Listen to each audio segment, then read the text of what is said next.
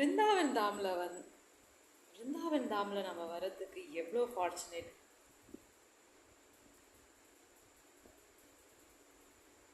எல்லாராலையும் வர முடியாது.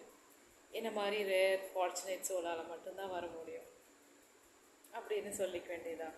ஏன்னா யூபி கவர்மெண்ட் இங்கே கரண்ட்டே கொடுக்க மாட்டேங்கிறாங்க.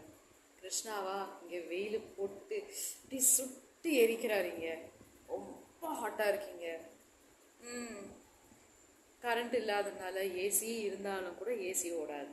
ஏசி ஓடினாலும் லைட்டாக ஓடும், ஆஃப் ஆகிடும், லைட்டாக ஓடும், ஆஃப் ஆகிடும். அப்படி லோ வோல்டேஜில் தான் ஃபேனும் சுற்றுது. நைட் ஆனால் பயங்கர லோ வோல்டேஜ், ஃபேனோட ஸ்பீட்லாம் ரொம்ப கம்மியாகிடுது.